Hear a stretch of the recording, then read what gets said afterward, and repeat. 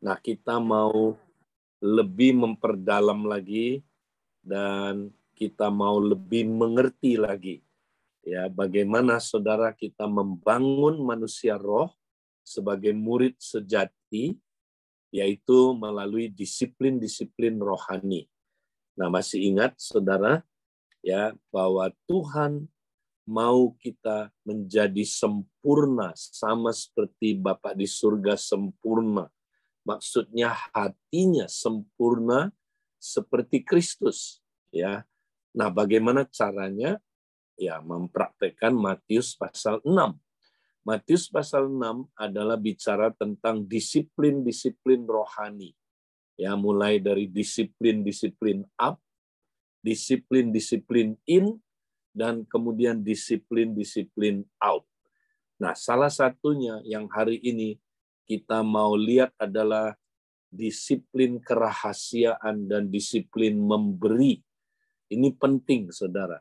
Karena kalau kita nggak mempraktekkan disiplin kerahasiaan dan memberi, kita nggak bisa, saudara, diubah serupa dengan Kristus. Kita nggak bisa membangun manusia roh kita. Nah, jadi cara kita membangun manusia roh adalah mempraktekkan disiplin-disiplin rohani. Nah, kita mau lihat disiplin yang paling penting, ya, disiplin kerahasiaan dan memberi. Kita mau lihat, saudaraku, ayat ini Matius 6, ayat 1 mulai. Ingatlah, jangan kamu melakukan kewajiban agamamu di hadapan orang supaya dilihat mereka. Karena jika demikian, kamu tidak beroleh upah dari Bapakmu yang di sorga. Jadi apabila engkau memberi sedekah, janganlah engkau mencanangkan hal itu seperti yang dilakukan orang munafik di rumah-rumah ibadat dan di lorong-lorong, supaya mereka dipuji orang. Aku berkata kepadamu, sesungguhnya mereka sudah mendapatkan upahnya. Nah, sampai di sini dulu. Nah, kita lihat, saudara, Tuhan mengingatkan kita jangan melakukan kewajiban agama kita di hadapan orang supaya dilihat dan dipuji orang. Nah, apa itu kewajiban agama? Saudara, di Kayosune itu adalah apa? Ibadah kita. Disiplin-disiplin rohani. Ya, konteksnya adalah memberi, berdoa, puasa. Nah, jangan lakukan disiplin-disiplin rohani, saudara, untuk dilihat orang, supaya kita dipuji orang. Nah, kalau kita lakukan ini supaya dipuji orang, apa yang terjadi?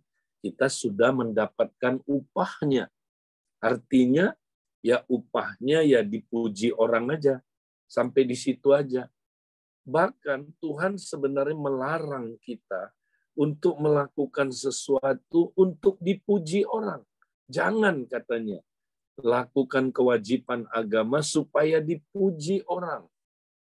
Kenapa, saudara? Karena kalau kita terus menikmati pujian itu, saudara. Nah, pujian itu, saudara, kalau kita terus nikmati, kita bisa terjerat. Ya, terjerat dalam apa, saudara? Terjerat dalam hidup yang egosentris. Karena, saudara, pujian itu menyenangkan ego, ya kan? Ego kita suka dipuji, saudara. Ya, menyenangkan kita. Ya, jadi pujian menyuburkan ego kita. Pujian memberi makan kepada ego kita. Pujian membuat kita, saudaraku, ya, apa, saudara? Akhirnya ego kita dibesarkan, ego kita dimuliakan, ego kita ditinggikan. Nah, akibatnya, saudara, kita menjadi egosentris. Kita dikuasai oleh ego kita. Kita akhirnya, saudara, diperbudak oleh ego kita. Nah, ini bahaya, saudara. Kalau kita udah hidup begitu, rusak hidup kita. Ya, manusia roh kita, saudaraku, nggak bisa lagi bertumbuh. Ya, kita bukan menghasilkan buah roh, tapi menghasilkan buah daging, saudara. Makanya orang yang mempraktekkan disiplin-disiplin rohani demi supaya dipuji orang, justru disiplin rohani itu tidak mendatangkan keserupaan dengan Kristus, tidak membawa transformasi hati, bahkan membuat dia makin jauh dari Tuhan. Ya, saudara, dia cuman beragama. Dia pikir dia, saudaraku, sangat beragama. Tapi dia, saudaraku, sebenarnya bukan nyembah Tuhan. Dia nyembah egonya, saudara. Wow, ini ngeri sekali.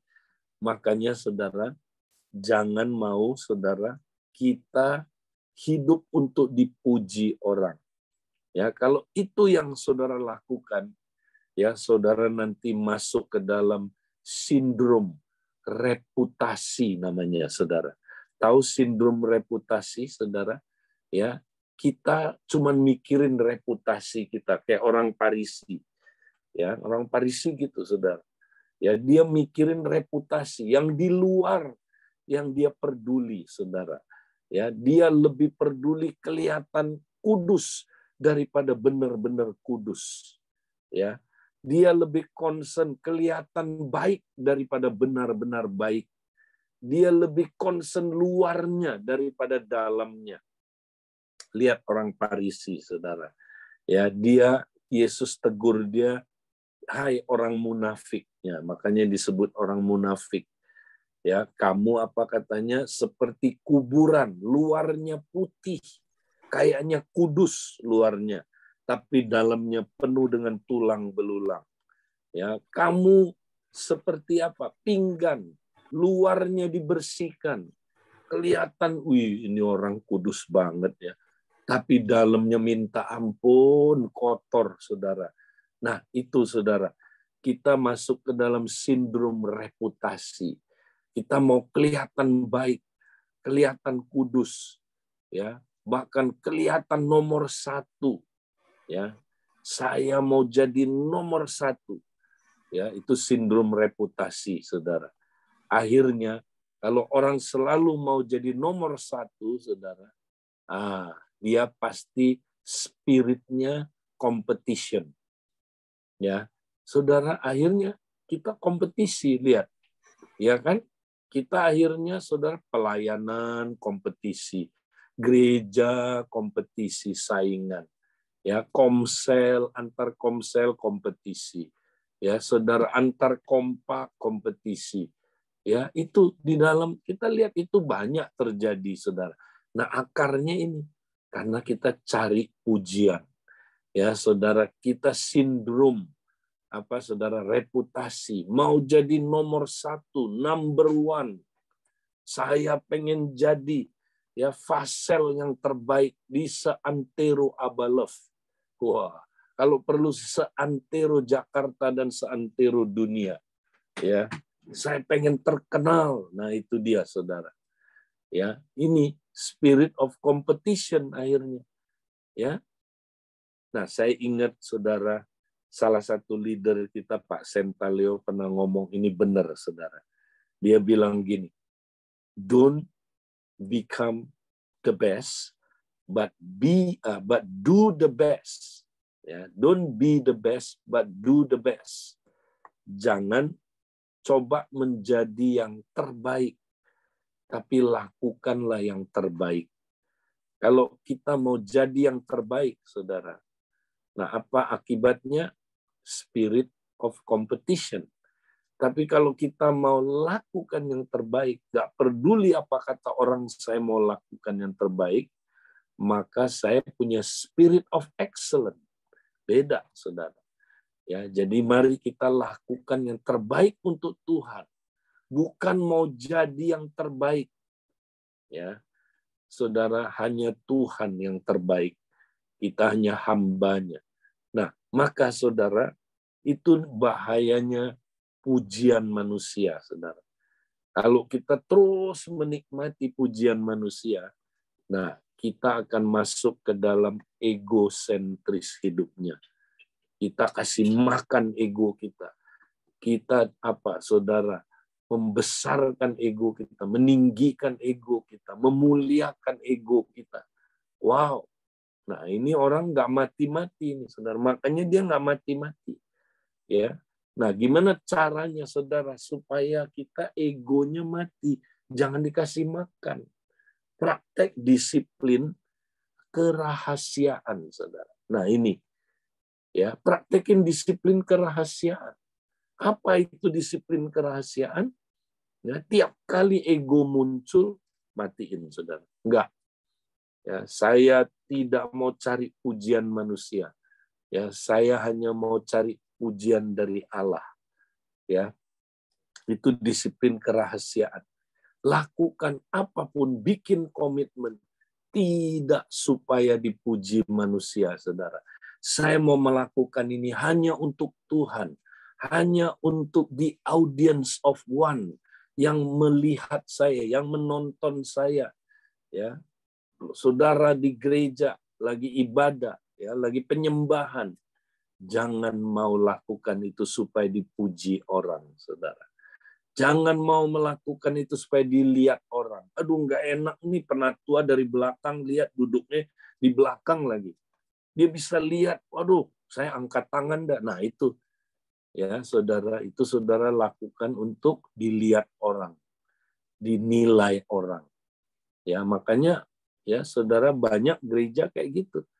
Ya, kita saudaraku nggak melakukannya tulus untuk Tuhan saja, untuk the audience of one. Ya, nah termasuk memberi kita harus lakukan disertai dengan disiplin kerahasiaan.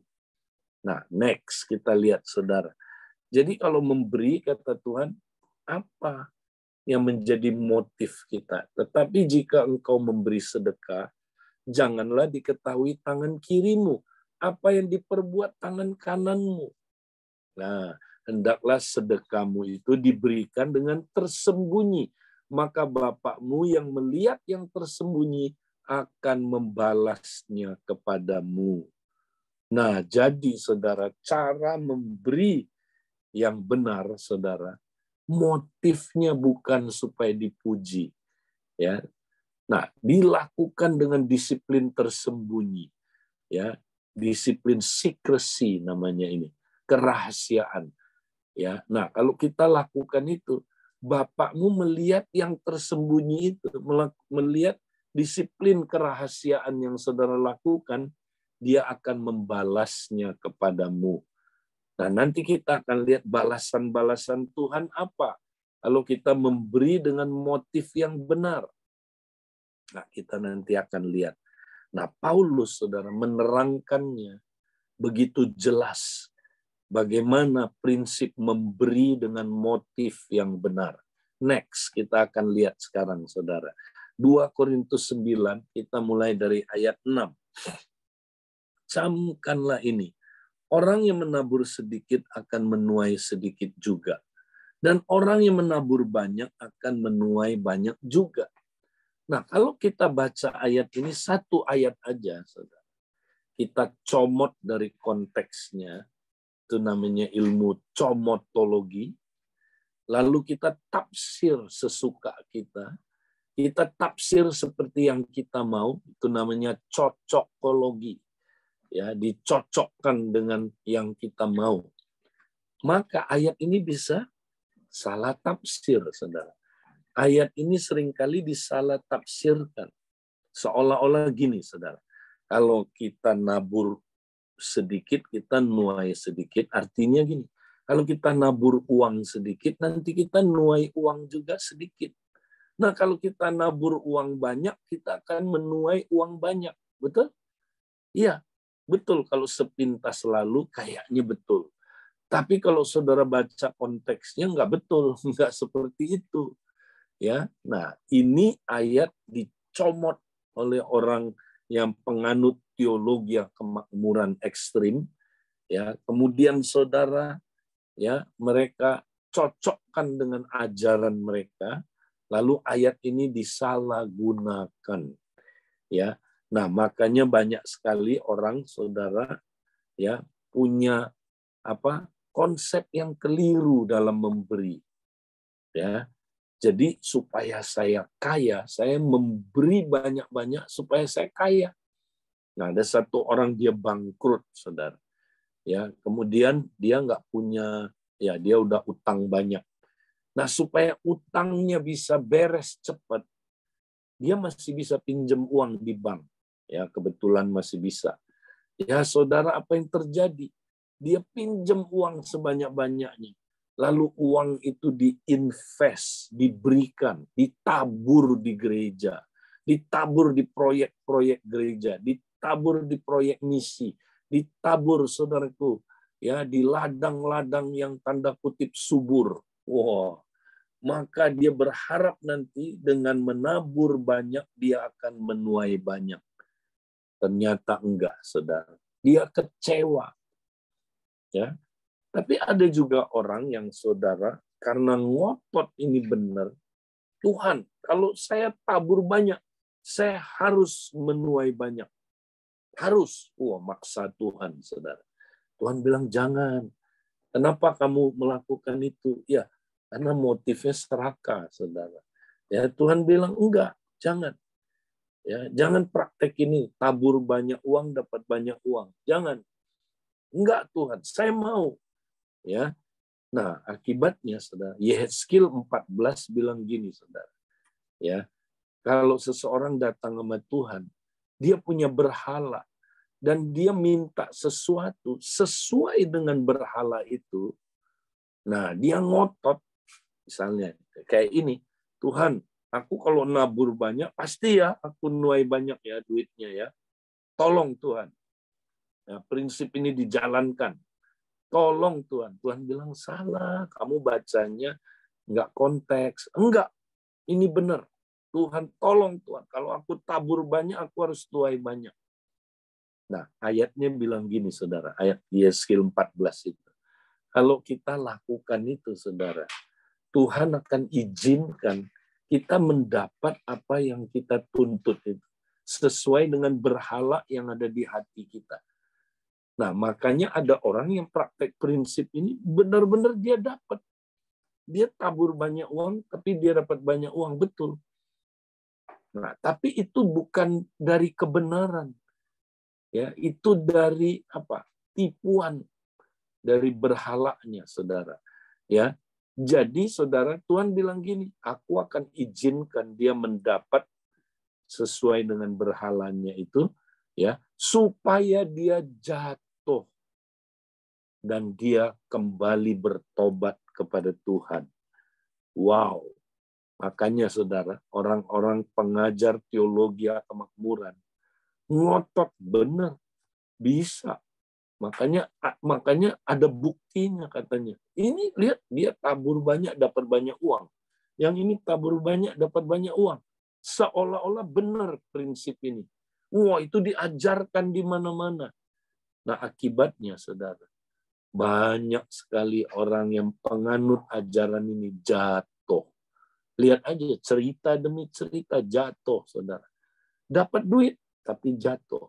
Kaya, pendeta kaya, ya pekerja Tuhan kaya, karena pegang prinsip ini.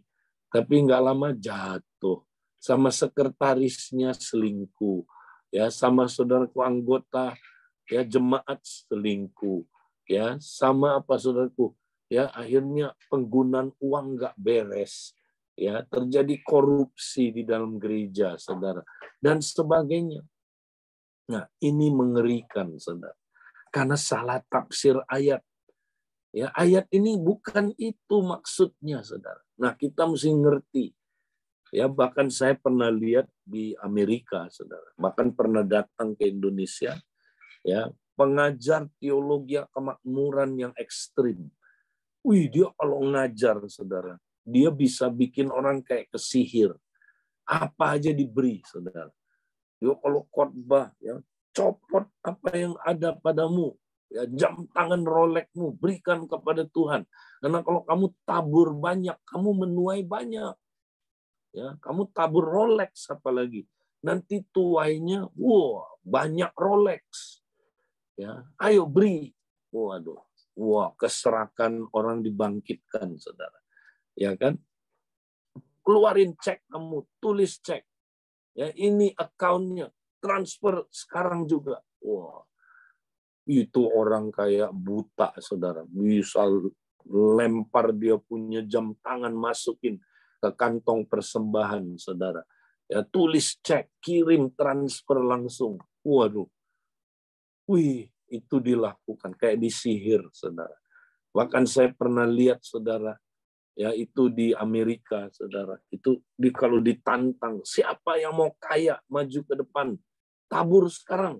Ya, ini ada barisan, ya $500, yang ini $2.000, yang ini $20.000. Ayo pilih, mau yang mana? Ya, makin banyak kamu memberi, makin diberkati Allah. Wih. Nah, saudara, itu ayat ini salah ditafsirkan. Ayat ini enggak begitu maksudnya, saudara. Ya.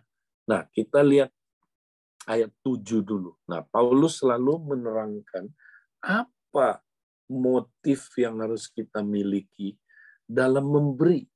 Nah, hendaklah masing-masing memberi menurut kerelaan hatinya. Jangan dengan sedih hati atau karena paksaan. Sebab Allah mengasihi orang yang memberi dengan sukacita. Nah, jadi memberi nggak boleh ya karena paksaan. Nggak boleh tanpa kerelaan. Harus karena kerelaan hatinya. Nah, artinya apa, saudara? Ya, jadi motif kita memberi bukan karena yang tadi itu, saudara, supaya dilihat orang, ya. Waduh, kalau nggak memberi nanti nggak enak loh, ya. Penatua apalagi duduknya di belakang, misalnya, ya. Aduh, dia ngamatin terus kita nggak memberi persembahan, misalnya, ya. Itu contohnya. Aduh, nggak enak, udahlah, kasihlah, ya. Nggak boleh gitu, saudara. Itu pemberian yang tidak ada berkat di dalamnya, ya. Tuhan senang orang memberi dengan sukacita karena kerelaannya. Nah, jangan memberi juga karena apa, saudara? Untuk dipuji orang. Nah, yang tadi jangan. Ya, aduh, saya ya supaya saya berharga saya memberi. Ya. Jadi dia memberi diumumkan misalnya. Wah, saudara-saudara, ya lihatlah, ya Yulianto, ya saudaraku, atau siapa, ya memberi 200 juta untuk pembangunan gedung. Mari kita tepuk tangan. Iya, dia berbinar-binar, saudara. Nah, jangan saudara memberi karena itu, karena untuk dipuji, ya. Terus apalagi? Jangan memberi karena apa? Karena takut dikutuk. Nah, ini banyak nih, ya. Karena takut dikutuk. Waduh, katanya kalau nggak memberi perpuluhan, ya dikutuk loh. Nah, saudara, betul di perjanjian lama, ya orang yang hidup di perjanjian lama masih under the law, masih ada di bawah kutuk, saudara. Ya, jadi kalau mereka nggak taat, ya terkutuk, saudara. Under the law. Nah, tapi kan kita udah nggak di bawah hukum Taurat, saudara. Yesus sudah mati membebaskan kita dari kutuk, ya hukum Taurat. Nah, tapi kita masih praktek nggak prinsip perpuluhan dan persembahan? Masih. Nanti saudara baca ya di 1 Korintus 9, ya sekitar ayat yang ke-6 di sana. Paulus berkata sistem keuangan itu masih mengacu kepada hukum Taurat, hukum Musa.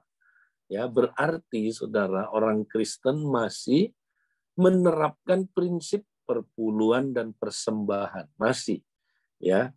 Tapi saudara, bukan seperti hukum Taurat lagi. Ya, kita memberi bukan karena kita takut terkutuk, bukan. Ya, kita memberi perpuluhan, persembahan-persembahan lainnya, tetap harus setia memberi itu, saudara. Tapi dasarnya bukan karena takut terkutuk. Nah, dasarnya apa, saudara?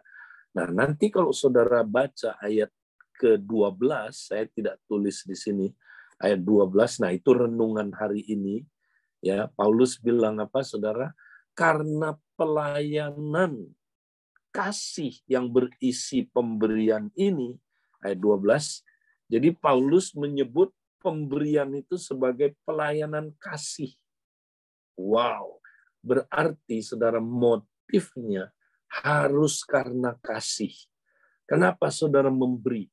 Karena kasih. Nah ini, jadi kerelaan hati di sini berkaitan sama karena Saudara digerakkan oleh kasih. Ya, orang yang digerakkan oleh kasih pasti rela hatinya berkorban, rela hatinya memberi, ya kan? Karena digerakkan oleh kasih. Ya, jadi Saudara, kalau karena kasih, nah itu yang berkenan kepada Tuhan pemberiannya, Saudara. Kenapa kamu memberi perpuluhan, kamu memberi persembahan? Karena saya mengasihi Tuhan. Ya kan? Kalau aku mengasihi Tuhan, ya aku pasti memberi. Ya, saya memberi kepada Tuhan bukan karena dia butuh, bukan. Tapi karena dialah, Saudara, ya, yang saya kasih, saya memberi untuk dia supaya ketika saya serahkan kepada Tuhan, ya Tuhan akan pakai harta saya untuk kemuliaannya, Saudara. Ya, dia akan pakai harta saya untuk, Saudara, tujuan kerajaannya. Jadi saya memberi untuk Tuhan. Nah, itu dia. Karena saya mengasihi Tuhan. Kasih memberi, Saudara. Ya, Anda ya bisa saja memberi tanpa kasih, tapi Anda tidak bisa mengasihi tanpa memberi. Nggak bisa, Saudara. Kalau Saudara mengasihi, pasti Saudara memberi. Nah, mengasihi Tuhan, itu yang pertama. Kedua, mengasihi saudara-saudara kita. Ya, mengasihi sesama. Ya, kita memberi karena kita mengasihi orang-orang kudus yang berkekurangan. Kita memberi karena kita mengasihi orang-orang miskin.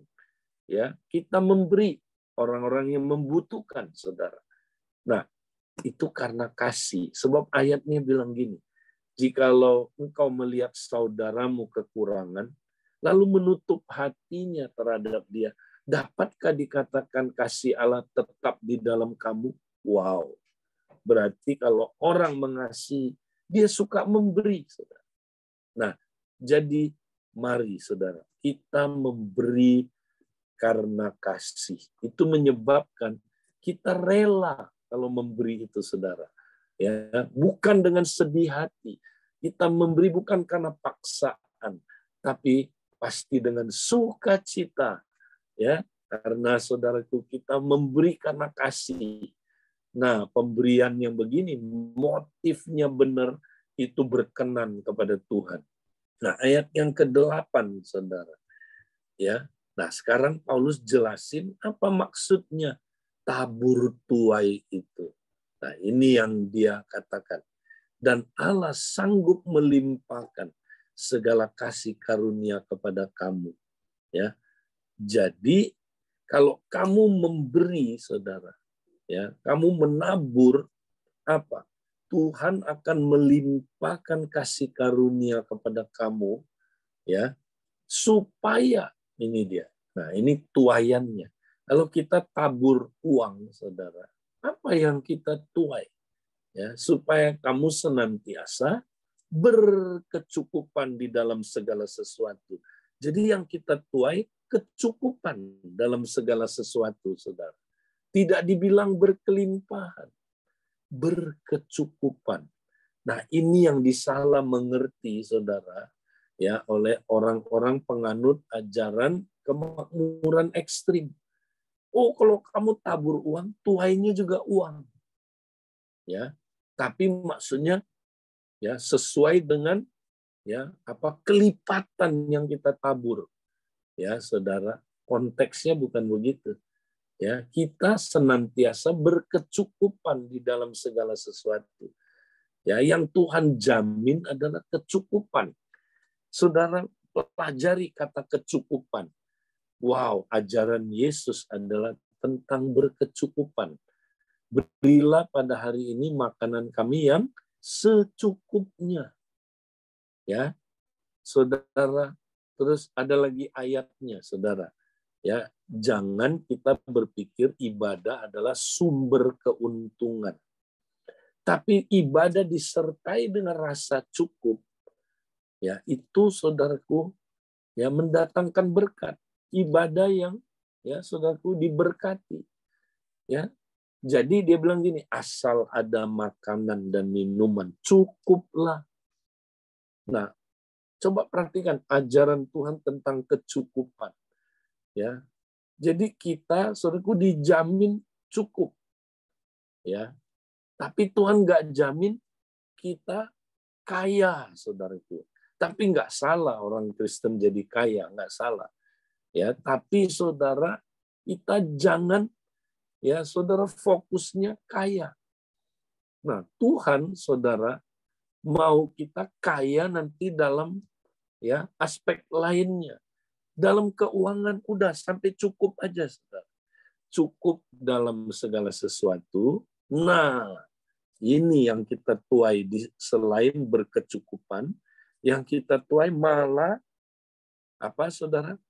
Berkelebihan di dalam pelbagai kebajikan. Nah, ini kalau kita memberi, saudara, kita menuainya pelbagai kebajikan, berjenis-jenis kebajikan. Artinya apa? Kebajikan itu, saudara. Ya, kaitannya sama ya, saudara, kebaikan-kebaikan hidup kita, karakter hidup kita berubah. Ya, kita makin serupa Kristus. Jadi pemberian, saudara, ada kaitannya sama keserupaan dengan Kristus. Ada kaitannya sama pertumbuhan ya apa? Manusia roh kita, supaya manusia roh kita makin berubah serupa Kristus. Ya, karena kita berkelebihan di dalam pelbagai kebajikan. Wow. Nah, kenapa orang percaya, saudaraku, harus memberi terus, ya, nanam terus, nabur terus. Nah, kita lihat karena Paulus mengutip next ya Mazmur 112 ayat 9. Ya, dia kutip ini. Seperti ada tertulis, ia membagi-bagikan. Ia di sini orang benar. Orang yang takut akan Tuhan membagi-bagikan. Ia memberi kepada orang miskin. Kebenarannya tetap untuk selama-lamanya. Ya, kalau Mazmur 112 saudara baca mulai ayat 1, berbahagialah orang yang takut akan Tuhan dan yang sangat suka akan perintahnya. Ya. Lalu diceritain akibatnya orang yang takut akan Tuhan dan sangat suka akan perintahnya. Ini adalah orang benar. Ia, ya, cirinya katanya ayat 9. Ia suka membagi-bagikan. Ia memberi kepada orang miskin. Ya, ini artinya dia nggak pernah berhenti. Itu udah jadi gaya hidup. Suka membagi, suka memberi kepada orang miskin. Itulah ciri orang benar, ciri orang yang takut akan Tuhan dan sangat suka akan perintahnya. Saudaraku, itu dikutip Paulus. Jadi kalau kita orang benar, saudara, cirinya kita suka memberi. Kita suka membagi-bagikan ya kepada orang miskin. Karena itu udah jadi gaya hidup. Nah, saudara, apakah saudara suka memberi, suka membagi, atau pelit-pedit banget, saudara? Wih, paling pelitnya. Ya, nggak suka membagi, saudara. Pegang terus semua. Ya, buat saya, buat saya, buat saya. Saudara, jangan-jangan saudara bukan orang benar. Ya, jangan-jangan saudara memang orang yang tidak takut akan Tuhan.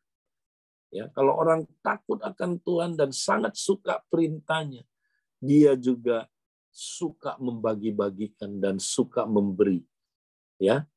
Nah, gimana supaya kita bisa terus membagi-bagikan? Jadi gaya hidup, memberi itu jadi gaya hidup. Memberi itu, saudara, menjadi apa, saudara? Ya, menjadi disiplin dalam hidup kita. Nah, ayat 10. Tuhan ciptakan satu sistem, saudara. Dia bilang gini, Ia yang menyediakan benih bagi penabur dan roti untuk dimakan. Ia juga yang akan menyediakan benih bagi kamu dan melipat gandakannya dan menumbuhkan buah-buah kebenaranmu. Kamu akan diperkaya dalam segala macam kemurahan hati yang membangkitkan syukur kepada Allah oleh karena kami. Nah, perhatikan saudara.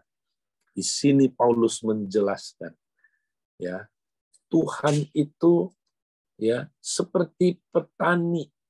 Ya, dia mengajar kita seperti petani, saudara. Petani yang benar itu apa, saudara? Petani yang baik itu, ya, dia kalau nuai 100% nggak dimakan semua, ya, nggak dia makan semua, saudara. Kalau dia makan semua itu petani bodoh, karena habis itu dia nggak bisa makan lagi, saudara. Petani yang bijak, petani yang pinter, ya, dia kalau nuai dia sediakan dulu benihnya. Nomor satu dia pikirin benih dulu. Dia ambil yang terbaik ya dari benih-benih itu, saudara. Lalu dia tabur lagi. Supaya apa? Ada jaminan masa depan dia bisa berkecukupan, dia bisa makan. Ya, jadi saudara kita mesti terapin ini. Kalau Tuhan berkati kita, saudara, dengan income, jangan lupa Tuhan menjamin kita pasti ada benihnya, saudara. Jadi langsung sisihin benihnya, ya. Nah, benih itu biasanya yang baik-baik, saudara, diambil, ya, ditabur lagi, saudara, ke ladang itu. Supaya apa? Tujuannya supaya kita berkecukupan tadi itu. Ingat ya, Tuhan nggak menjanjikan kita kaya, tapi Dia menjanjikan kita berkecukupan. Jadi saudara tabur lagi, saudara berkecukupan. Ya. Tapi saudara nuai apa? Nah, ini dia. Kalau saudara tabur benih, saudara bukan cuma dapat makan, tapi itu menumbuhkan buah-buah kebenaran. Ini dia. Ya, menumbuhkan buah-buah kebenaran. Artinya saudara makin berbuah. Makin saudara memberi, ya, fokusnya Tuhan bukan saudara makin kaya secara keuangan, bukan. Tapi Dia mau saudara kaya dalam segala macam kemurahan hati. Saudara berbuah-buah kebenaran. Ini, ya, saudara. Nah, bahkan Tuhan bilang gini, saudara. Dia akan menyediakan benih bagi kamu dan melipat gandakannya. Nah, di sini tentu benih itu. Jadi Tuhan fokusnya bukan melipat gandakan uang supaya saudara tabung, bukan. Nggak salah punya tabungan ya. Tapi bukan untuk uangnya dikumpulkan, disimpan di dunia ini, saudara. Tapi Dia mau lipat gandakan supaya Anda bisa memberi lebih banyak. Itu dia. Memberi lebih banyak, ya. Jadi orang benar praktek, ya, aku memberi kali ini, ya. Lain kali aku mau memberi lebih banyak lagi. Memberi lebih banyak. Nah, apa hasilnya, saudara? Hasilnya saudara makin bertumbuh buah-buah kebenarannya. Makin kaya dalam segala macam kemurahan hati. Ya, saudara makin serupa dengan Kristus. Jadi jangan fokus kumpulin harta di dunia ini, saudara. Ya, kayak orang kaya itu, saudara, kumpulin harta supaya dia kaya, ya, supaya dia aman. 7 turunan Ciak Beliau. Nah, jangan gitu. Ya, saudara. Tapi mari kita, ya, apa, saudara, simpen harta kita di surga, ya. Di dunia ngengat banyak, karat banyak. Bentar aja, saudara, kalau dimakan karat, dimakan ngengat, kecewa, saudara. Ya, mendingan simpennya di dunia, ya, di surga, ya, dunia roh. Nggak bisa dimakan ngengat, nggak bisa, saudara, itu dimakan karat. Puji Tuhan, ya. Dan juga bagusnya gini, kalau kita simpennya di surga, di mana hartamu, ya, di situ hatimu. Hatimu ada di surga. Hati surga, bayangin saudara. Saudara ngalamin surga di bumi. Nah itu. Ya, mau nggak ngalamin surga di bumi? Walaupun hidupnya kecukupan aja, saudara. Ya, tapi saudara ngalamin surga di bumi. Wow, hatinya hati surga. Makin berubah, makin serupa Kristus. Nah, ada orang hatinya hati neraka. Yaitu karena itu ngumpulin harta banyak-banyak di dunia ini. Hati neraka. Karena, saudaraku, itu kalau nggak jaga-jaga, kita bisa masuk ke dalam cinta akan uang. Ya, nggak semua orang begitu, saudara. Tapi ada orang yang kalau udah kaya aja, dia akhirnya, saudara, ya, wah, cinta uang. Ya, orang miskin juga bisa cinta uang. Ya, tapi hidupnya hancur, saudara. Hatinya hati neraka. Ya, karena dia ngalamin neraka di bumi. Sebab cinta uang adalah akar dari segala kejahatan. Ya, jadi saudara, mari kita mau praktekkan memberi seperti 2 Korintus pasal yang ke-9 ini. Ini powerful kalau saudara praktekkan. Ya, nah sekarang yang terakhir, saudara, kita lihat. Jadi apa upah yang akan kita terima lewat disiplin kerahasiaan dan memberi? Kan katanya kalau kita melakukan dengan motif yang benar, kita akan dapat upah, kan? Nah, sekarang kita lihat upahnya apa. Pertama, terjadi kematian ego yang menghasilkan buah roh dalam hidup kita. Ya, karena kalau kita memberi dengan disiplin kerahasiaan, ego kita dibunuh, ego kita mati. Tapi kalau kita memberi tidak dengan disiplin kerahasiaan, kita beri supaya dipuji, itu malah nyenengin ego. Itu malah bikin ego kita makin makin eksisten. Ya, saudara, makin apa, saudara, eksis. Wah, itu yang membuat kita makin parah hidupnya, saudara. Kita nggak menghasilkan buah roh. Yaitu yang nggak mati-mati itu, saudara. Zombie. Ya, Tuhan mau kita mati beneran, saudara. Nah, lewat apa? Salah satunya lewat memberi. Makanya aneh ya, saudara, memberi itu dikaitin sama kematian ego. Ya, jadi mari, saudara, kita praktek memberi seperti yang tadi. Tingkatkan memberi, saudara. Ya, bukan supaya dipuji orang, bukan supaya menyenangkan manusia, supaya apa, saudara? Menyenangkan Tuhan. Ya. Nah, saudara, ini menghasilkan buah roh. Buah roh itu sifat Kristus, kan? Kasih, sukacita, damai sejahtera, kebaikan, kemurahan, kelemah lembutan, ya, tahan, puji, dan sebagainya. Ya. Nah, saudara, kedua, kalau kita memberi terus motifnya kasih, berarti kita bertumbuh dalam kasih. Nah, ini yang penting. Ya, ukuran saudara, ya, dewasa apa enggak, itu ukurannya saudara bertumbuh dalam kasih enggak? Ya, kalau enggak, ya saudara enggak dewasa. Jadi kita kalau praktek terus memberi, kita bertumbuh dalam kasih. Terus kita menggenapi misi Bapa. Kenapa, saudara? Karena uang memang diciptakan tujuan akhirnya untuk misi Bapa ini. Supaya kita bisa hidup dalam kerajaan Allah, menghadirkan kerajaan Allah, memperluas kerajaan Allah di bumi ini. Ya, nah yang terakhir, saudara, kalau kita memberi dengan motif yang benar, kita akan mengalami kebahagiaan, sukacita, kepuasan rohani. Nggak usah kita cari-cari, kita akan bahagia, kita akan sukacita, kita akan ngalamin kepuasan rohani, saudara. Nggak usah kita cari. Kebahagiaan jangan dicari, saudara. Kalau saudara cari, dia lari kebahagiaan itu. Kebahagiaan itu datang sendiri kalau saudara praktek ini. Praktek memberi.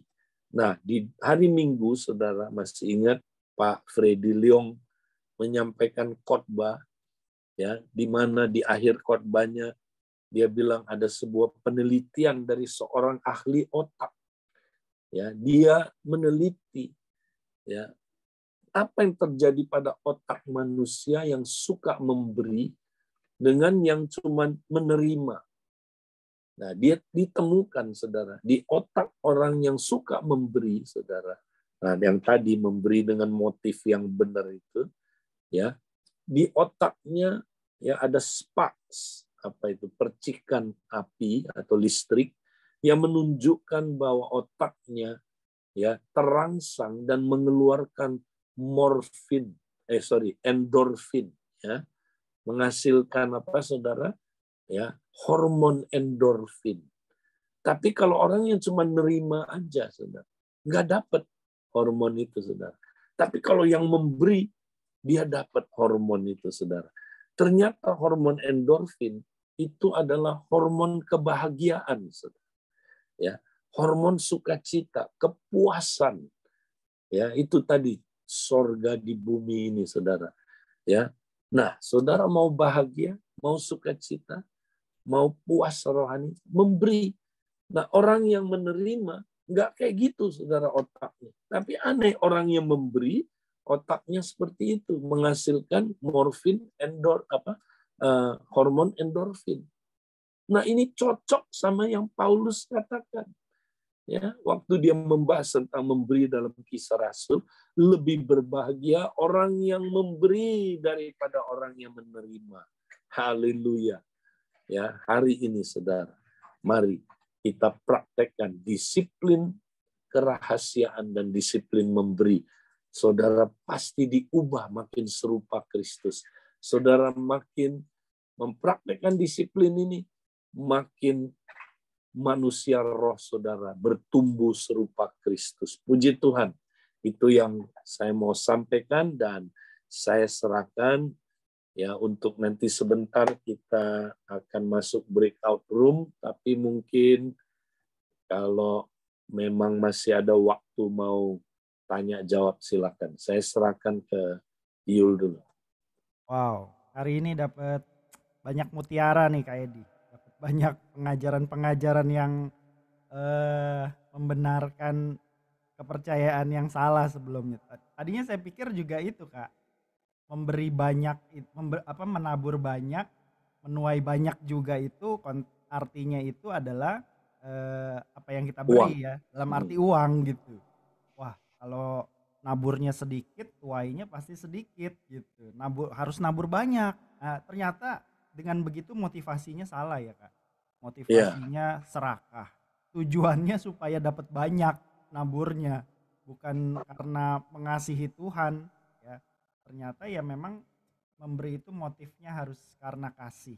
Yang tadi kayak dibilang ya. Dan yang kita tuai ternyata bukan kayak investasi gitu ya, bunganya itu bukan uang gitu, tapi justru sebenarnya jauh lebih dari itu ya. Iya, kekayaan rohani ya kita tuai. Justru itu sangat sangat baik, kita bisa berkecukupan di dalam segala sesuatu ya, cukup. Mau apapun cukup ya kebutuhan kita, dan bahkan kita semakin serupa Kristus. Jadi artinya memang pertumbuhan rohani itu juga selaras dengan ketika kita semakin praktek disiplin memberi ya Kak ya. Iya. Dan Tuhan janji loh melipat gandakan benih kita. Jadi berarti Tuhan fokusnya mau kita invest, beri lagi. Jadi dia mau kita jadi tukang memberi, karena orang benar suka memberi, katanya, suka membagi-bagi. Tapi bukan untuk ngumpulin harta di dunia. Ya harta, Pak Yul, cukuplah, udah kita masa butuh 5 ranjang untuk tidur, kan 1 ranjang ya kan. Kita nggak perlulah banyak rumah ya. Kalau 1 rumah udah cukup ya udah ya. Ya tentu cukup di sini tentu juga ya sifatnya tergantung orangnya. Ya misalnya ada orang dia memang bos ya. Nah, dia ya tentu dia punya need yang saudara agak sedikit beda sama yang bukan bos. Karena itu sesuai dengan apa? Ya pekerjaan dia juga supaya dia bisa menjadi terang dan garam ya. Ya. Jadi itu artinya kecukupan. Jadi kecukupan nggak boleh kita panteng hanya yang benar hanya kalau ini gitu ya. Ya tentu sesuai juga dengan tugas orang itu ya. Ya, oke. Bapak Ibu silakan kalau ada yang mau sharing ya, dapat pencerahan sesuatu, teguran atau kebenaran yang baru ya, atau mau bertanya, mungkin masih ada waktu sedikit Kak Edinya. Silakan, boleh buka mic langsung. Apakah ada? Kayaknya karena dahsyat sekali kita kena firman ini. Ya, saya juga kena. Ini Ya, saya berbicara untuk saya juga, bukan hanya untuk ya orang lain. Oke, oke. mungkin karena waktu lebih baik kita sharing aja ya. Nanti Di BR ya seru Kak. kita saling membangun ya, saling kita ceritain apa yang kita mau praktekkan ya. Semangat dong kalau kita mau praktek. Ya, jadi nanti kita masuk up in out. Ingat ya, kita terus mempersembahkan diri kita ya, terus. Kemudian kita sharing, saling mengajar kebenaran ya tentang ya ini kan konteksnya ya firman kerajaan ini Saudara. Ya, kemudian dan kita juga ya terus jangan lupa fokus kita, kompak kita mesti multi ya. Nah, caranya multi ya kita mesti ada jiwa baru join ke kompak kita. Ya, silakan Baik. saya Terima kasih Kak serahkan Edi. kembali. Tuhan Gimana kalau berkati. kita doa dulu ya? Oh iya, boleh Kak. Oke, Tuhan, kami bersyukur kami dapat pencerahan yang luar biasa. Hari ini Tuhan, termasuk hamba-Mu Tuhan. Kami mau taat firman-Mu. Kami mau semangat mempraktekkannya. Amin. Terima kasih Tuhan untuk firman-Mu yang meneguhkan kami, menguatkan kami, membuat kami Tuhan boleh dimerdekakan dari semua tipu daya iblis. Terima kasih Tuhan. Biarlah Tuhan sebentar kami sharing, berkati sharing kami Tuhan. Saudara-saudara, terimalah berkat dari Allah Bapa, cinta kasih dari Tuhan Yesus, persekutuan dalam Roh Kudus menyertai saudara sekarang sampai selama-lamanya. Amin. Amin. Tuhan berkati. Tuhan berkati Kak Edi.